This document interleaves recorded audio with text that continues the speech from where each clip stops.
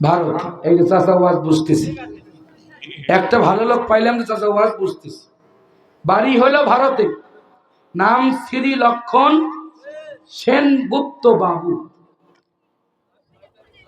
তো এই শ্রী লক্ষণ সেন কি করছে জানেন?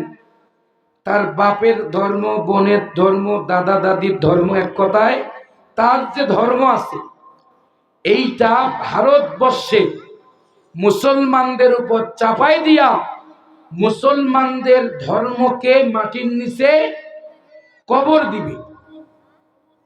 তো আল্লাহর যুগে যুগে একজন করে মাহবুব বান্দা থাকেন, আল্লাহওয়ালা থাকেন, গ্রামে গ্রামে পাড়ায় মহল্লায় একটা করে বিপ্লবী ছাত্র থাকে। কথা কন ঠিক কিনা? প্রত্যেকটা গ্রামে বাতিল যেমন থাকে হকপন্থীও তেমন থাকে। প্রিয় ভাই, তো ওই লক্ষণ সেনকে ঠেকানোর জন্য আমি কেন এক্সাম্পলটা দিচ্ছি ভালো করে বুঝেন। ওই দিনের বক্তব্য আর এই দিনের বক্তব্য আসমান জমিন তফাৎ। এখন সময় এসেছে প্রত্যেকটা পাড়ায় পাড়ায় ইউনিট করে ইসলামী আন্দোলনের দুর্গ করে তুলতে হবে। এখন সময় এসেছে প্রত্যেকটা জেলায় জেলায় আল্লাহর কোরআনের তাফসীর ওপেন হবে।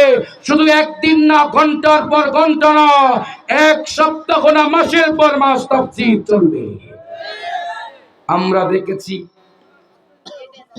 নাস্তিকদের শোষণ, আইয়ুবের ভাষণ, বঙ্গবন্ধুর বিশ্লেষণ, জিয়া কেটেছে খাল, ইরশাদের নানান তাল, ফখরুদ্দিন মঈনুদ্দিন, সব ঘোড়ার ডিম দেখা শেষ।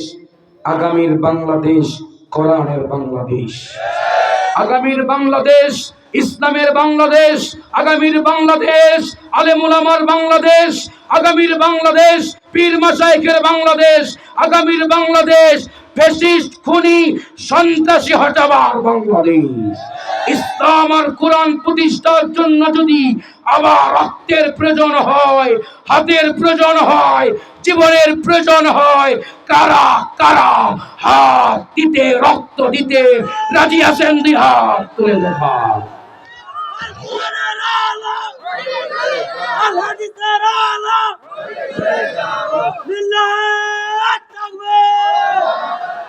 আমার ভাব তাকবীর দিতে এখনো ঠাকুরগাঁর মানুষ ভয় পায়। ঠাকুরগাঁর মানুষ জন্মগত বিএনপি, কথা হয় না? মির্জা ফখরুলের বাড়ি সেথায়, ঠাকুরগাঁ জেলা যেথায়। আপনারা ওই সময় যদি বিএনপি নাও করতেন, আপনারা জাতীয় বিএনপি, কথা কয় না? এরকম এটা ফিডার মুখে দিচ্ছেন নাকি? বক্তা চিনেন না? বক্তা চিনেন না? আস্তে আস্তে হিট হইতেছি, বুঝেন না কথা? অপরিচিত না, কয়েকবার আসছি ঠাকুরগাঁ, কিন্তু তখন সেভাবে কথা বলতে পারি নাই। এক পাশে কিরামান আর এক পাশে কাতিবিন বসা ছিল। কথা বললে এদিক আর সেদিক হুজুর দেখে শুনে কথা বলেন। এখন ওই লোকগুলোর একটু দেখতে চাই ঠাকুরগাঁ এসে, টর্চ লাইট দিয়ে খুঁজি কিন্তু খুঁজে পাই না।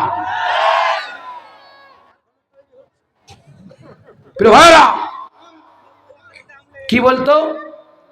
হুজুর দেখে শুনে কথা বলেন, রাজনীতির কথাবার্তা কইয়েন না, রাস্তা বন্ধ করব, গাড়ি পুড়ে দিব, বাড়ি যাইতে পারবেন না। আমরা ঠিকই গিয়েছি, 16 বছরে চলছি ফিরছি, খাইছি, মামুর বাড়ির মতো বক্তব্য দিয়েছি, আমাদের কোনো ক্ষতি হয় নাই। তোমরা একদিনের ঠেলায় বাংলায় থাকা তো দূরের কথা, দেশ ছাড়তে বাধ্য হয়েছ, বাধ্য হয়েছ, বাধ্য হয়েছ। প্রিয় ভাইরা, লক্ষণ সেন, কি নাম? লক্ষণ সেন। লক্ষণ সেন যখন কইলে আমার বাপের আইন চলবি, টাকাতে বাপের ছবি, মসজিদে বাপের ছবি, উপজেলায়, জেলায়, থানায়, ইউনিয়নে, ওয়ার্ডে, সব জায়গায় লক্ষণ সেনের ছবি আর লক্ষণ সেনের বাপের ছবি। এইবার একজন আল্লাহর বড় বান্দা যুবক ইখতিয়ার উদ্দিন মোহাম্মদ বিন বখতিয়ার। তিনি বললেন, বাপরে, মুসলমানের দেশে নাস্তিক মাথা চারা দেয় কেমনে, আর মুসলমানের দেশটাকে ওর বাপের মূর্তি দিয়ে ভরাতে চায় কেমনে। লক্ষণ সেন নারায়ে তাকবীর আল্লাহু আকবারের আওয়াজ তুলে মাথার পাগড়ি কোমরে বেঁধে একটা হুঙ্কার যখন দিয়েছে, একই কায়দায় দুইটা সময় পিছনে রাস্তা দিয়ে পালিয়ে ঢাকায় চলেছিল, আর ঢাকার লেডি ব্রাউন পিছনে রাস্তা দিয়া হেলিকপ্টার দিয়া দিল্লি পালায় গেছে। মাঝে মাঝে আবার ফোন দিয়ে বলে, চুপ করে কিন্তু চলে যাব, তুমি রেডি থাকো। কি কয়? আমি কিন্তু চুপ করে যাব, আমি কই আইছেন, চুপ করে আসতে চুপ করে আয়না করে ঢুকাই দিব। আরো আসতে কম, আরো আসতে। এক একটা করে চাটুকারের কথা, হ আপা, জি আপা, হ্যাঁ আপা, হ্যাঁ মা, হ্যাঁ আপা, জি আপা, মিনিটে 36 বার আপা কয়। বিপদে আছে কারা জানেন? যারা উপজেলায় ইউনিয়নের সিঙ্গারা জিলাপির জন্য মারামারি করত, এরা এখন মহা বিপদে পড়েছে। বিপদে পড়ে তো লাভ হয় নাই। 1971 সাল যুদ্ধ চলতেছে, বিহারি এসে কলার ধরে বলছে, বেটা अगर तुम कौनो जो मुसलमान हो तो जल्दी कलमा बताओ। বলছে লা ইলাহা ইল্লা আনতা সুবহানাকা ইন্নী কুনতু মিনাজ জালিমিন। बिहारी कॉलर धरे बोलছে, बेटा ये तो मुसीबत का कलाम। बोलছে, सर मेरे मालूम है आपको सब जानता। सर সবেই জানি আপনি যে বন্দুকের নল তাক করে আছেন, আমি যদি কলেমা পড়ি আমার একদম একে 47 দিয়া চিরতরে আপনি বিদায় করবেন। আমি সব বুঝি, এখন অবস্থা খারাপ তাই একটু টেকনিক করেছি। কথা কন না কেন? আপনারা যে বিপদে পড়ছেন, এখন যে বিপদের দোয়া পড়বেন, বিপদের দোয়া পড়েও রেহাই নাই। তার কারণ কি? অন্তর্বর্তীকালীন সরকারের আব্বা হলো ডক্টর ইউনূস। কারণ বিপদের দোয়ার নাম কি? কথা কানা রে, কি নাম? ইউনূস কইতে ভয় লাগে নাকি? ডক্টর ইউনূস এখন বিপদের দোয়া পরে আর পরিত্রাণ পায় না। পাইবে কেমনে? কলা পাতায় শুয়ে থাকে, সেখান থেকেও ধরে আনে। ইঁদুরের গর্তে পালানোর জন্য গর্ত খোঁজে, ইঁদুরের গর্ত তাদের কপালে এখন জুটে না, জুটে না, জুটে না।